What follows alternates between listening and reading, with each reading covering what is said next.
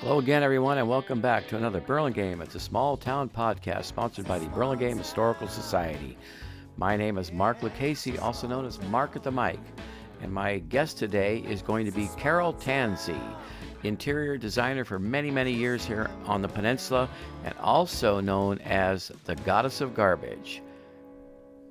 Carol Tanzi, thanks for being a guest today on Burlingame. It's a small town podcast. Well, thanks for asking me. I'm thrilled, and so is the goddess. And we're going to get to the goddess in a while. So, Carol, I introduced you as being a longtime interior designer here on the peninsula. But how many years have you lived in Burlingame? I've lived here since probably 1968. Boy, that's a long time. Yes, it's home. Yeah, it sure is.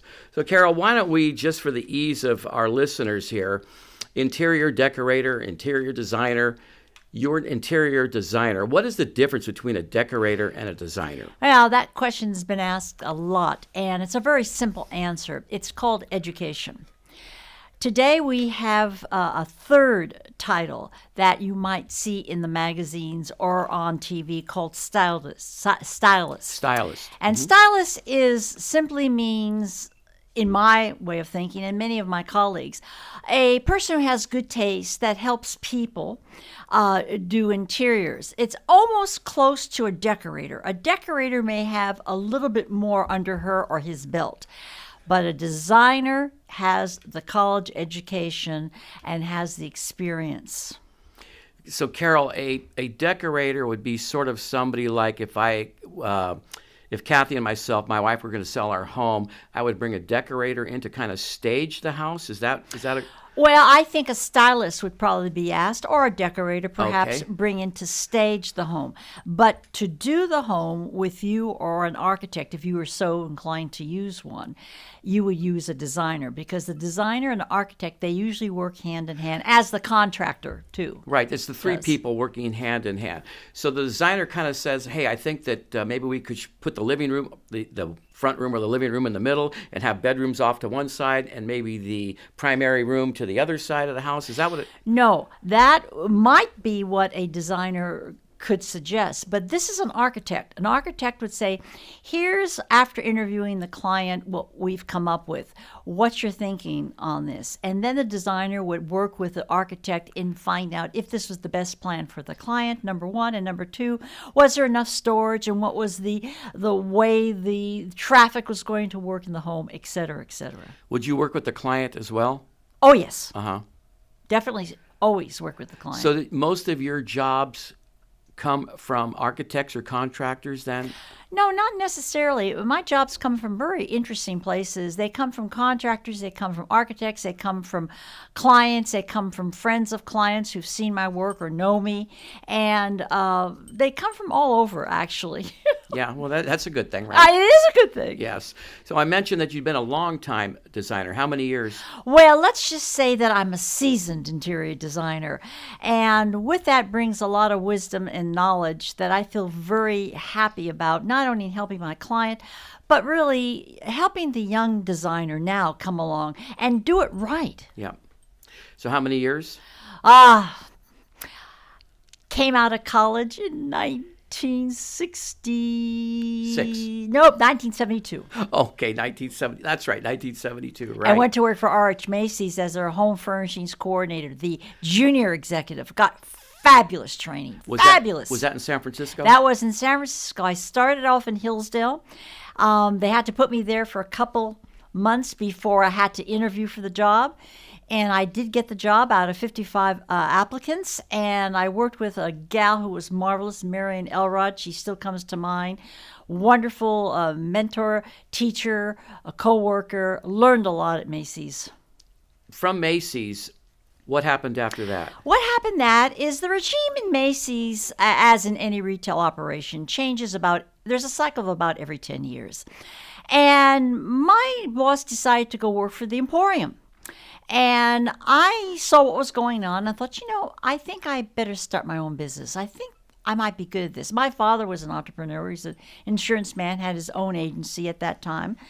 And I thought, this might suit me quite well. And it did. It suited me quite well. I enjoyed being my own boss, having my own time, going after it, working full time. But the question became, how does one get clients? You know, you're brand new.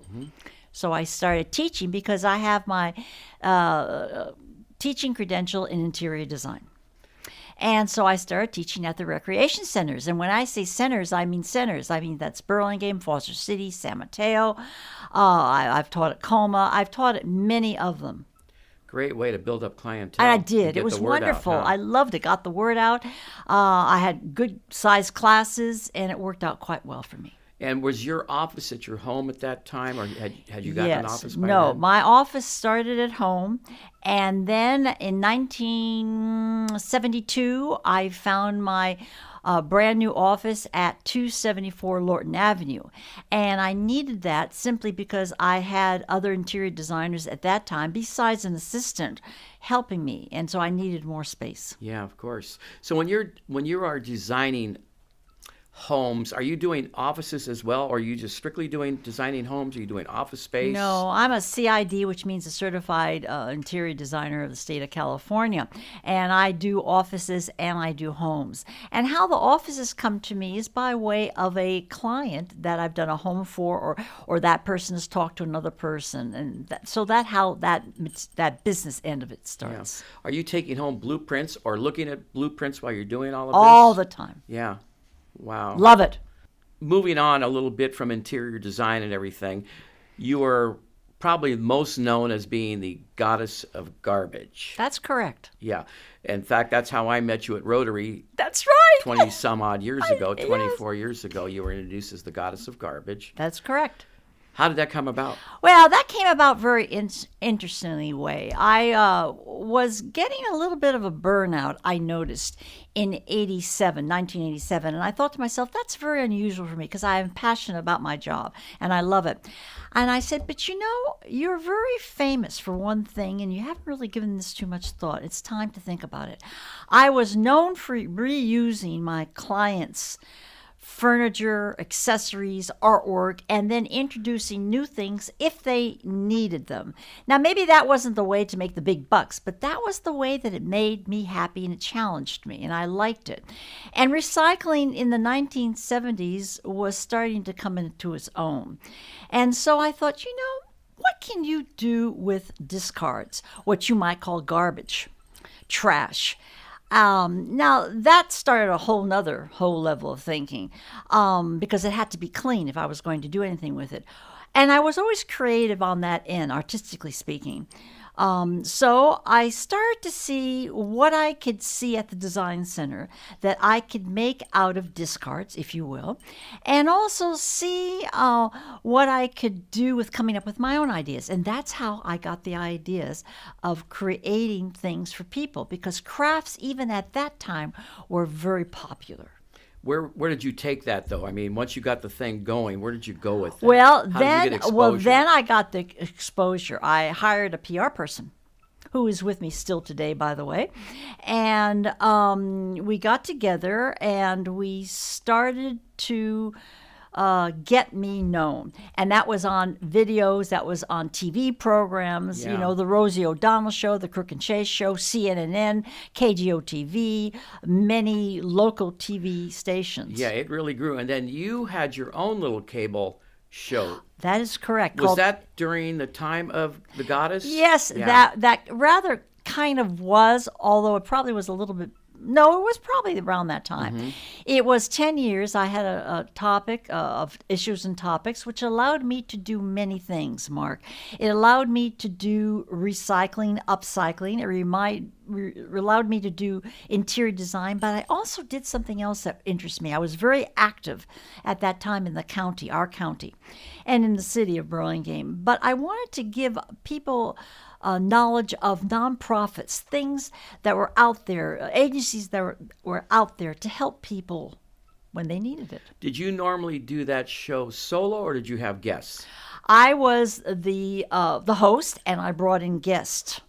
anywhere from I remember one show on interior design, I had them bring a whole bunch of samples and we draped them all over. It was wonderful. So there was a great background with fabrics all around me. And I interviewed the showroom manager and her assistant and tried to get people comfortable with that idea about using interior designers and also what was available rather than just on the retail market.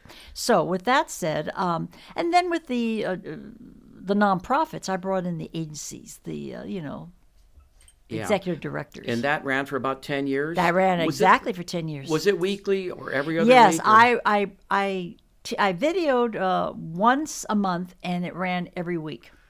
Terrific. Along that time, too, there was the book that came out, or you were working on the book, Let's Talk Trash. Let's talk trash. Let me tell you what happened to that. That was an interesting thing. The book was written, and we were starting to get momentum with the book. I had a literary agent, and it was going out to publishers. And then life got in the way, as we say today. My PR person became seriously ill with the situation, although she's fine now. I got the biggest client I ever had in my career. I was on that job for 4.5 years, besides working with other clients. And so the book was put in a shopping bag. And when I brought the book out several years later, I thought to myself, I've done a lot more projects, different types of projects, a little bit more intricate than these, although these are fine. But this needs to be updated. The idea, the concept is good, but it really needs to be more updated. So that's where that book is at this point. And there's talk about revising it and bringing it up to speed for the 21st century, and we'll see where it takes us.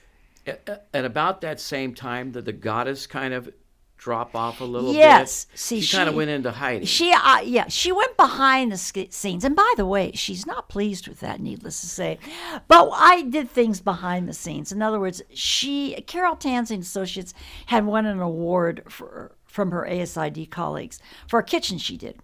And the goddess was a little bit testy about that. And you notice I talk about her as another person. I was just going to mention that. I do. Third person. She's a third person, that AKA. Yeah. And she got a little testy about that. And I happened to do something for Achieve Kids School down in Palo Alto. And with my colleagues again, and it was a pro bono thing, and it was wonderful. I happened to do the principal's office. And by Jove, that project and that office won an award too. So then we settled her down. But she did. She went behind the scenes because life again got in the way, and I had X amount of things I needed to do at the time, and I needed to do them. So you are going to revitalize She is being revitalized as we speak. Yeah. There's a new website that is being done as we speak. And here, look, I'm on your podcast, which is a wonderful thing. Yeah. And Thank you. stepping up. She's stepping up, and I have good feelings about this. Yeah, because when I went back to do the research on you, you were on YouTube quite a few times. Correct. With Rosie, et cetera, et cetera. But then there was a lack. There's a lack. And I thought, where is she? Busy. I got busy. I got busy with life and that project and then my PR person. So we just took a step back. And sometimes that happens. Sure. Timing is very important. Yeah. The enthusiasm carries on, though, doesn't it? Yes, it does. I am passionate about her work and interior design. Yeah. I want to just talk to you about Rosie for a minute, the show. Sure. I think you took her by surprise. I mean, if you saw the video on YouTube. And they can see it on video. Right. They can see it on YouTube. You came out pretty hot. Yes. And by the way, let me say this about her. She was a delight. She's a lot of fun. I'm sure she still is now. There was a lot of bad press about her at that time. I did not see any of it. I did not see any of it. She was delightful. She was fun. She was nice. They were gracious. She had just adopted her first child. Her staff was terrific. They did that wonderful sign that you see behind us when she's talking to me. They were excited about it. I did projects right there at her studio. They had me in New York for 4 days. No kidding. Yeah, 4 days, and I was doing projects right there. She was thrilled with everything. And we kept in contact. In fact, if you remember, just several years ago, Oprah Winfrey was going to bring her back and have a program with her as the talent, if you will. I don't know what happened, but I was getting ready to be on that program. Wow, that close. But something happened between them, and I don't know. I don't need to know. Okay. And so that never flew. Yeah.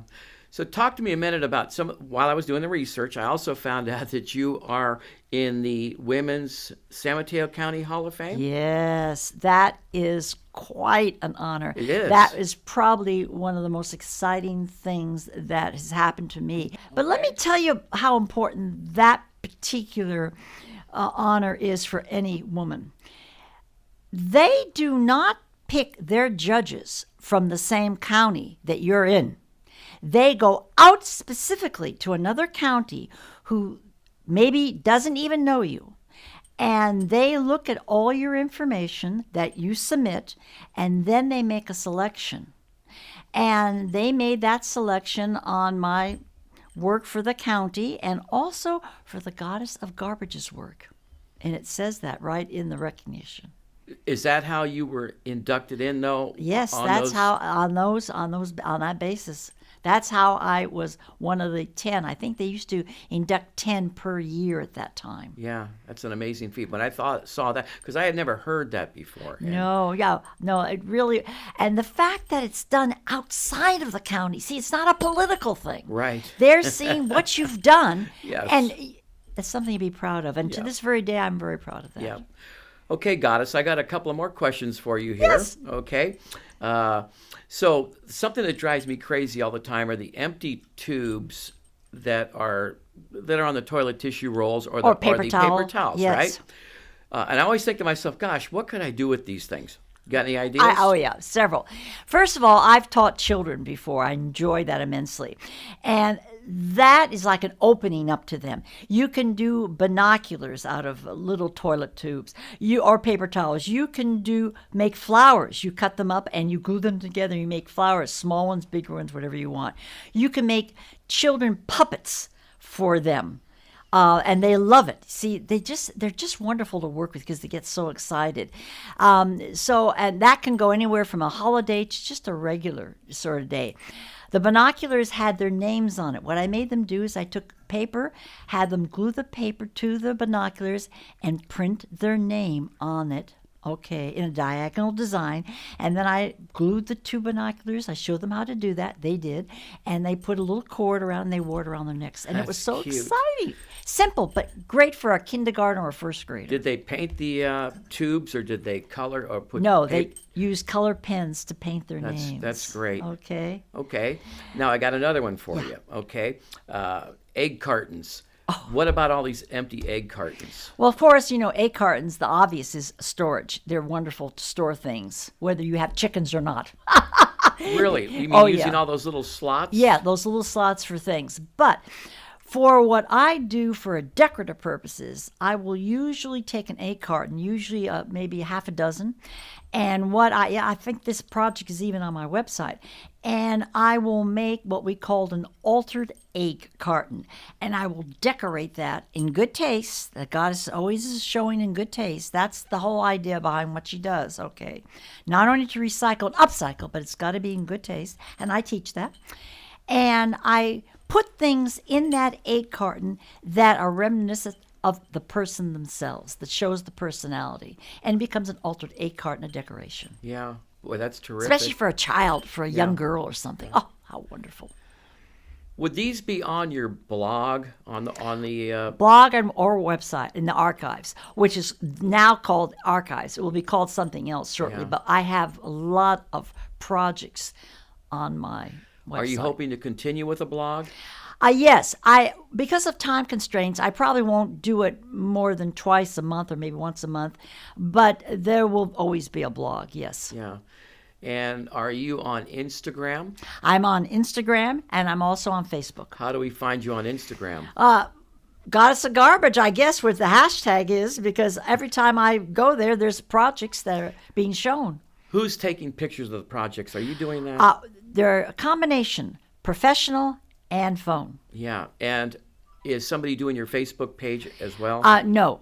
I'm doing that now. That may change later on because Yeah. one person can't be doing everything. Yeah. Because I do have a practice still. And you did say your website's being updated. Oh, it is right now as we speak. I'm bringing it right into the 21st century. We're going to make it a lot cleaner, clearer, and there's going to be a lot more work on it. You're going to see a lot more. First of all, you're going to see Carol Tanzi's as the interior designers work on it. Great.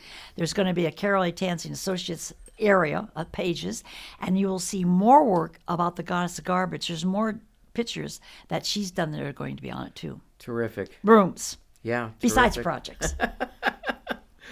Carol Tanzi, thank you for being a guest today on Burlingame. It's a small town. Thanks for asking. I've had a lot of fun. I'd like to thank Carol Tanzi, longtime interior designer and the Goddess of Garbage, for being my guest today on Burlingame. It's a small town podcast.